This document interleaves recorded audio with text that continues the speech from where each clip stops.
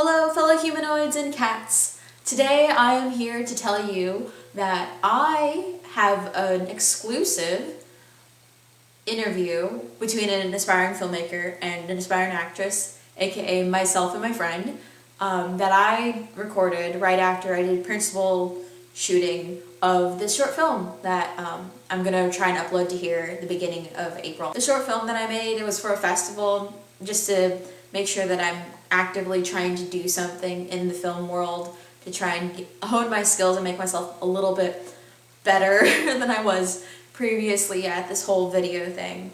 And I really like this conversation I have with my friend because it takes both sides of the camera and like the ideas and and it's like a discussion between like what it's like. So I think it would be interesting. I'm interested in this video, so I thought I should share it. I hope you are, and I hope it's a very informative 10 minutes of your time. And I hope you find this video as enjoyable as I do. If not, tune in as soon as I get the next video up, and I shall see you on the flip side. How did you come up with the concept of this film? Actually, it's actually a lot more boring than you think it is. Because typically when I write short films, it's like basically totally me. So it's like science fiction and like fantasy. But this one was literally, oh, there's a festival that needs this criteria met. Oh, I kind of think that we should make a film about friends. All right, let's write it. And then you just wrote it, and then it happened. I wrote it in like 3 hours. That's exciting. And then I emailed you immediately after I wrote it, thinking, okay, let's do it. Because I mean, it's more of a, when I go down to do something as quick as I did this project, I usually think, who's around, who's available, and who can act. And I usually have to narrow it down to a cast of like 2, because just for time limit and talent's sake, I don't have a lot of time. So that was basically the thought that went into this. There were some times where I wasn't entirely sure if we knew what was exactly happening, but I trust you. I mean, this is your film and you're the director, so me being an actor, I have to like completely let myself go of whatever preconceived notion I have about what anything is. So like I completely let you have any kind of freedom that you wanted. Like if you wanted to work, then we were working. If you wanted to just like have film of us talking about stuff, then we were just talking about stuff. Like the worker part of me, like when we were doing just talking stuff, I really just wanted us to get the filming done. I'm not sure if it was noticeable, but like that's kind of the thing that was happening. Yeah, I mean, it was pretty like weird to begin with, but as we continued, it kind of became like this, oh, this is what we're doing kind of thing. I really like making everything low-key and casual, especially with this type of short film, like especially like a found footage type film, because essentially what it is the character going, I want to film everyday life. So I try to make it as like normal as a conversation that we normally have on it. So that was just basically my thought process in trying to get people to deliver. The hardest part though is when you're working with non-actors. See, because when you're working with you, because you're an actor, like you know what it's like to deal with directors, you know? And for me, I'm not always, you know, clear about what I want. Yeah. And I know that's been like the biggest struggle for me, is trying to actually, you know, tell people directly what I actually want instead of, you know, having them guess. And I know that's really difficult for me when I'm working with the non-actor, because with a non-actor, they have no idea how to do that. So working with those, my question, working with those non-actors, like, how did you see yourself needing to adjust to them, other than like having to reword yourself? Like how different was it from like working with me to working with the other people in the movie? I think what is it? It's a short film. Short film. Yeah. I don't know what it is. It's a thing that we did. The project. I think with this one, because the other non-actors I have known so well, that I felt comfortable saying, hey, just turn your head this way, or, you know, just listen to me carefully. You're going to open the window, peek your head out of it and then be Shakespeare is going to be yelled at you. Yeah. And that was easy. And then typically most of the non-actors that I do work with have been good friends of mine, so I'm not hesitant to say, no, you're doing it badly. You know? I did, however, work with a couple of people that a fellow actor knew that I didn't know. And that, I think, was the most difficult thing because, again, it's my inability, I feel like, to talk. Is that it's very difficult. Because when I create something, it's very much in my head. And explaining that to someone to the point where, because I can, what I like to do is I like to say, I want you to move here and then move here and then deliver the line, you know, right here. Because I feel when I'm marking it, that's what I see is I see you're a person here, your character still walks there, and then you go over there, turn your head and say the line. So that's how I see it. And then how they deliver it is, if I like it, I'll say more this. If I don't like it, you know, it's hard to explain that. Yeah, no, I totally get what you mean. In my response, as an actor, like, we're trained to do that. Yeah. We're trained to, like, we're not really trained. It's kind of like you have to learn how to do it. So it's professional actors will be able to take what a director says and kind of formulate it into their own words and then put it out onto display. Whereas, so it's like, in the end, if you do become, like, this big director, you won't have to explain yourself. You can just be like, I want you to do this, then the actor will do that, and then you can either say, that's good, or let's do it again, do it completely different, and then the actor will probably do it the way you wanted them to in the first place. I know, and I think that the hardest thing for me is that when I'm working with people that don't know me as well, especially, you know, friends of other actors that I grab, they feel, I feel like I'm being stomped on, because those are usually, you know, actors' friends who think they're cool as you know? That's the point for me, personally. That's the point when you go, this is not your project, you are not in charge. Like, I think that is the hardest thing for me as a director, is that I'm not as forceful to that. I just let them keep talking, and then I keep making them do, like, the take over and over. Because I remember through high school, when I would do short films in high school, just, like, as fun. There would always be people who say, no, we should film it here. And then I wouldn't know how to say, but I don't want it filmed there. And lately that I've been trying to find my voice in that. So, and that's why the past couple short films I've done have been just with friends. Because it's like, I don't want to deal with someone... like stepping on my toes on my own creative project.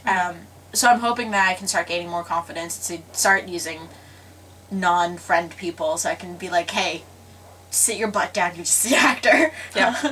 Would you do films in the future?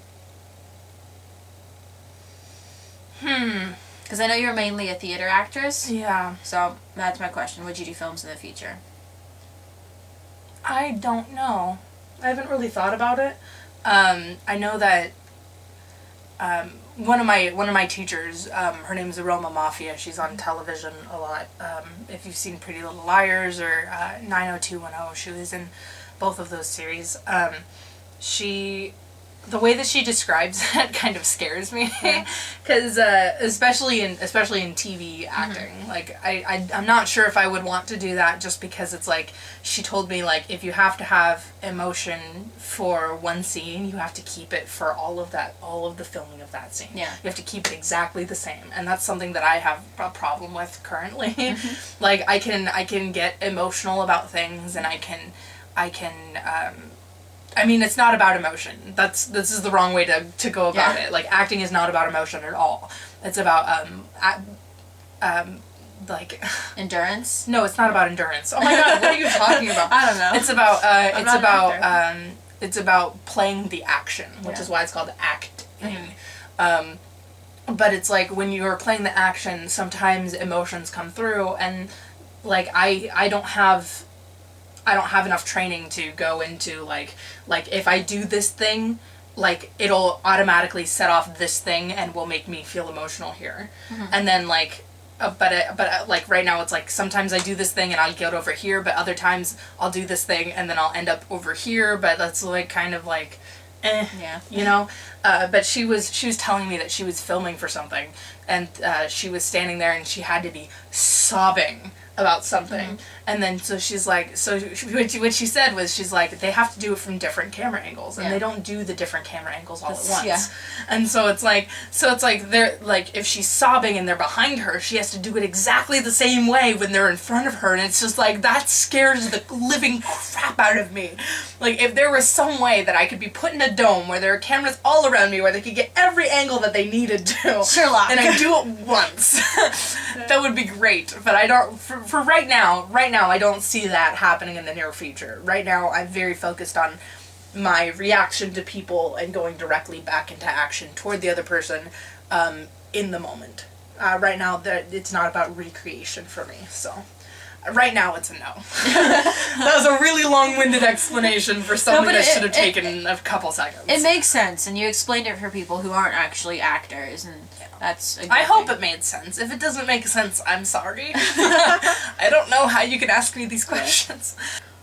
If you only had one thought to give to these people that will impact them in their lives for the rest of eternity, what would you say to them? To impact them for the rest of eternity. Yes. Thanks for putting on the pressure, Katie. Okay. I know it sounds very cheesy. Mm-hmm. And it's super cheesy. Yeah. But being true to yourself, not in general, but in every moment of every day.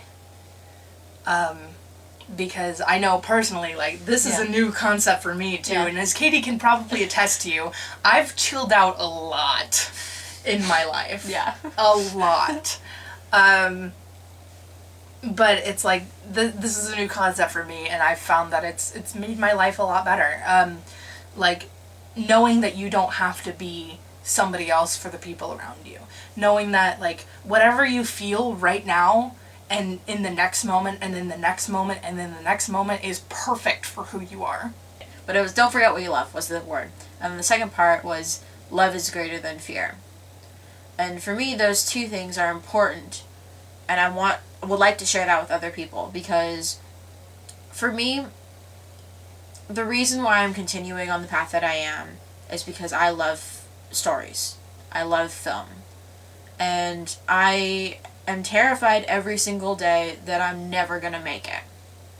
You know, that's always something in the back of my mind. I'm always terrified I'm going to be, you know, washed up, you know, nobody who lives a life of regret. Like, I don't want to be that, you know.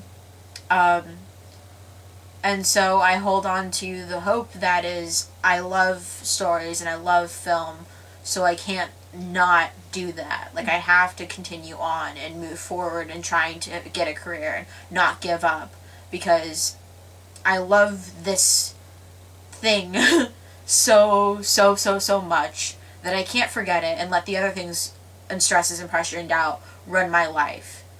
Because if I can hold on to this, I might be able to make it. Yeah. It's really funny because you would expect us to hang out more for only living 2 hours away from each other. Yeah, no, that requires an effort that neither of us want to put in. Yeah. Thank you for watching. I love you dearly. I think you're okay. I mean, yeah. Okay, I don't actually love you. I just say that. She just lied to you. I just lied. At least I told you the truth. I think you're okay. I mean, I don't know. I mean, I appreciate your existence in my life. Wow. But I'm not exactly sure if I can commit to the whole love thing, even though I just said it. Clearly, you should just go to my channel instead. If you like this video, please hit the thumbs up. If you want to leave a comment with a question, concern, you like Kelly's hair, it's down there.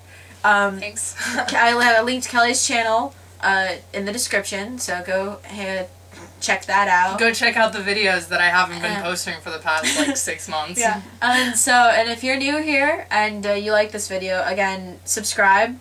It's down there. The subscribe button's now down there. Subscribe and subscribe to her. And I will see you on the flip side.